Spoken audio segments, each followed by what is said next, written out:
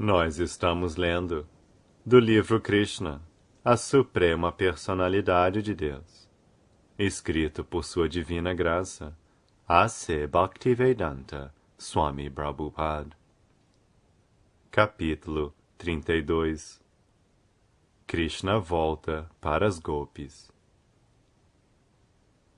Quando o Sr. Krishna finalmente reapareceu e se reuniu com as Gopis, ele parecia muito belo, como é próprio de uma pessoa que tem toda a opulência.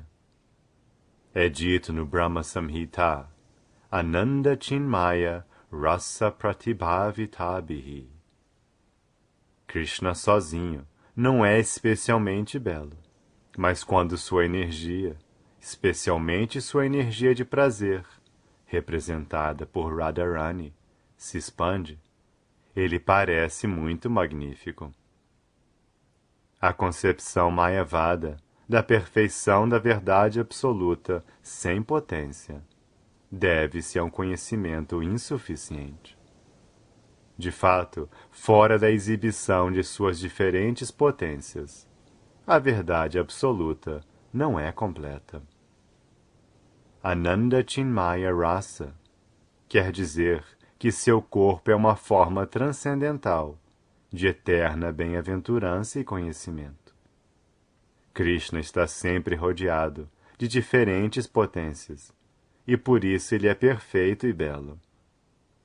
Através do Brahma Samhita e do Skanda Purana, entendemos que Krishna está sempre rodeado por muitos milhares de deusas da fortuna. As Gopis são todas deusas da fortuna, e Krishna andava de mãos dadas com elas, pela margem do Yamuna. É dito no Skanda Purana que de muitos milhares de Gopis, 16.000 são predominantes. Daquelas 16.000 Gopis, 108 são especialmente importantes. E das 108 Gopis, 8 Gopis se destacam ainda mais. Das 8 Gopis, sobressaem Radharani e Chandravali. E dessas 2 Gopis, Radharani é a mais importante. Quando Krishna entrou na floresta, na margem do Yamuna, o luar dissipou a escuridão circundante. Devido à estação, flores como a Kunda e a Kadamba estavam desabrochando, e uma brisa suave transportava seu aroma.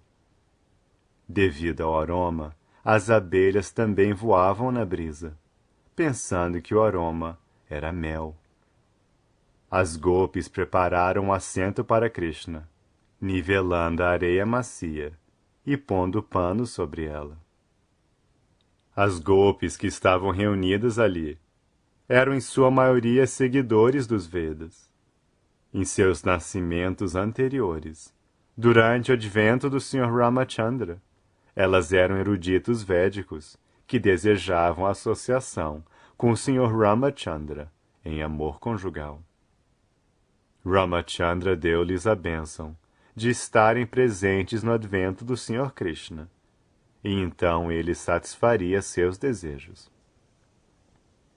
Durante o advento de Krishna, os eruditos védicos nasceram sob a forma de Gopis em Vrindavana. Como jovens Gopis, conseguiram associação com Krishna, em cumprimento de seu desejo no nascimento precedente. A meta final de seu desejo perfeito foi atingida, e ficaram tão felizes que nada mais tinham que desejar. E isto se confirma no Bhagavad Gita. Se alguém alcança a suprema personalidade de Deus, então ele não tem mais desejo de nada. Não só todo o seu pesar, mas também sua lamentação, causada pela ausência de Krishna, se aliviou quando as Gopis obtiveram Krishna novamente em sua companhia. Elas sentiram que não tinham mais nenhum desejo a satisfazer.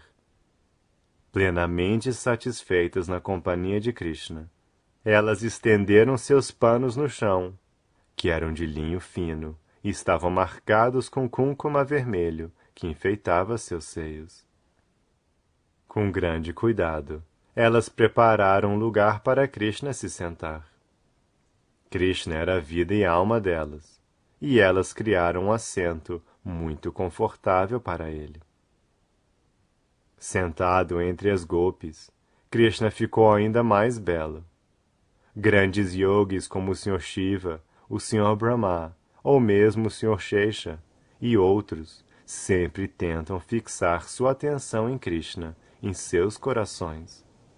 Mas aqui, as gopis viam de fato Krishna, sentado diante delas, em seus panos. Em companhia das gopis, Krishna parecia muito belo. Elas eram as moças mais belas nos 3 mundos, e estavam reunidas ao redor de Krishna. Pode-se perguntar aqui como Krishna se sentou ao lado de tantas gopis, e mesmo assim sentou-se sozinho. Neste verso há uma palavra significativa, Ishvara. Como se diz no Bhagavad Gita, Ishvara Sarva Bhutanam.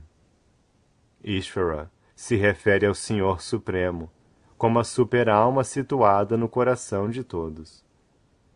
Krishna também manifestou esta potência de expansão como Paramatma, nesta reunião com as gopis. Krishna estava sentado ao lado de cada gopi, sem ser visto pelas outras.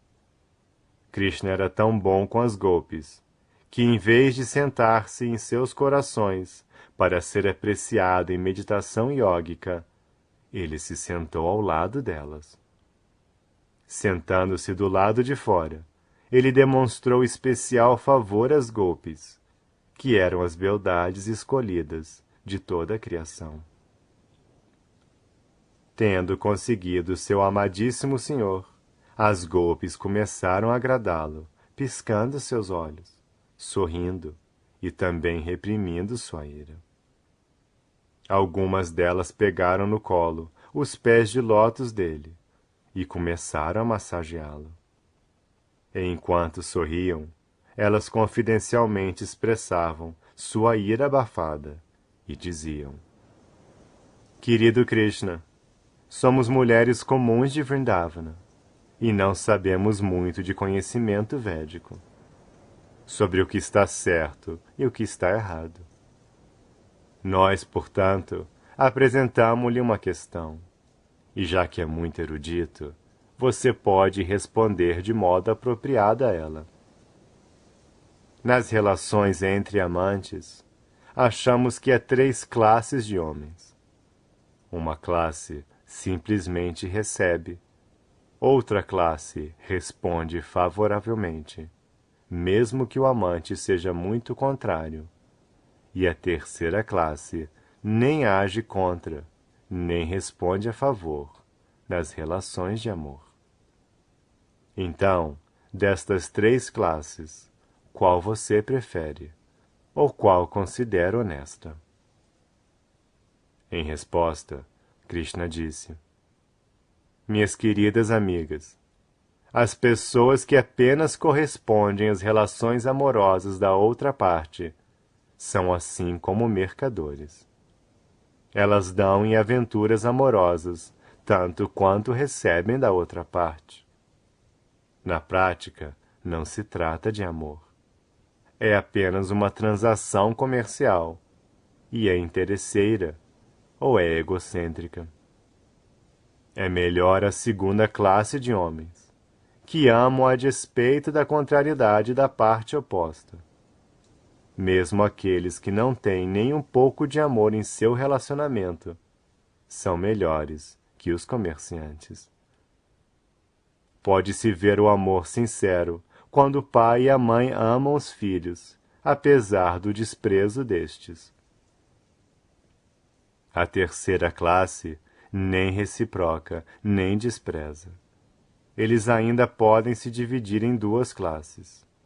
Uma é dos autossatisfeitos, que não precisam do amor de ninguém.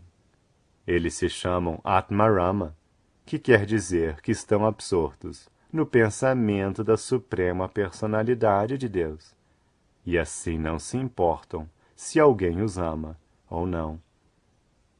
Mas a outra classe é a dos homens ingratos. Chamam-se insensíveis. Os homens deste grupo revoltam-se contra os superiores.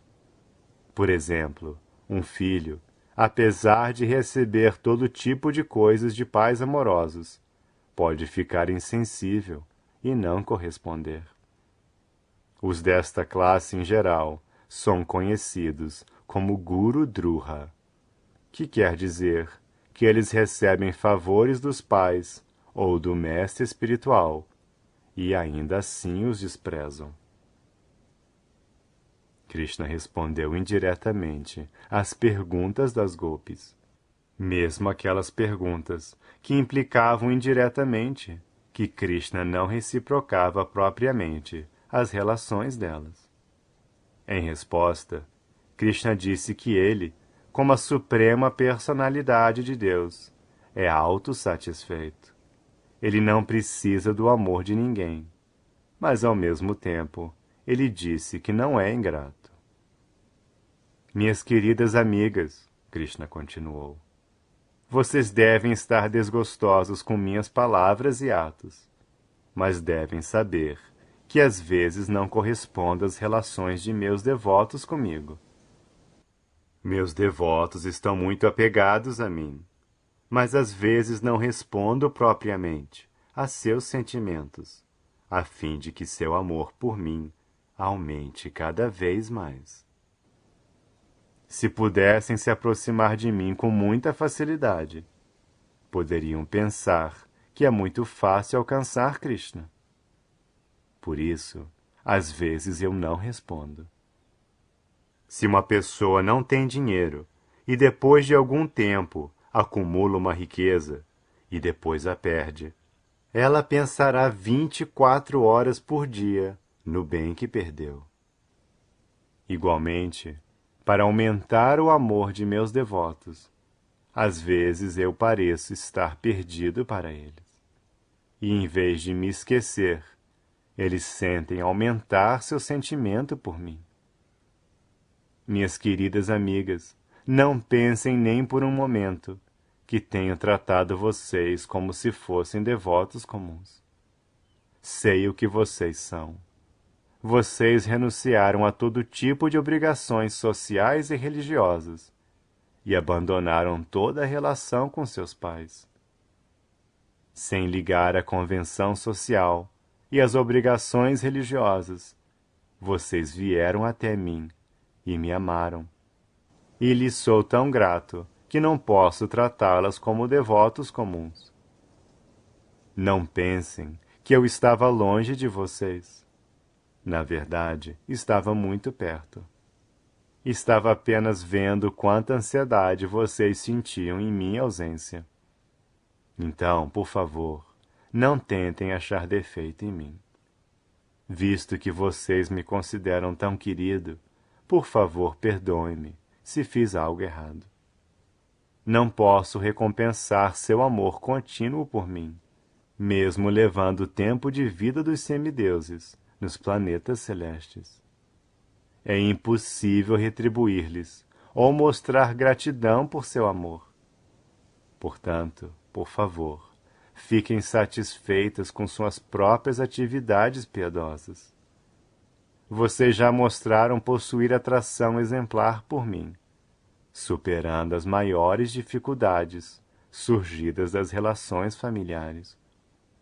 Por favor, estejam satisfeitos com seu caráter altamente exemplar, pois não me é possível pagar a dívida que tenho com vocês. O caráter exemplar do serviço devocional, manifestado pelos devotos de Vrindavana, é o tipo mais puro de devoção. No Shastra autorizado, se prescreve que o serviço devocional deve ser a Haituki e a Pratihata. Isto significa que o serviço devocional a Krishna não pode ser controlado por convenção política ou religiosa. O nível do serviço devocional é sempre transcendental. As Gopis, de modo especial, mostraram serviço devocional puro a Krishna, de tal forma que o próprio Krishna ficou em dívida com elas. O Sr. Chaitanya disse então que o serviço devocional manifestado pelas Gopis de Vrindavana superou todos os outros métodos de se aproximar da suprema personalidade de Deus. Neste ponto, encerram-se os significados Bhaktivedanta do capítulo 32 de Krishna, intitulado Krishna volta para as Gopis.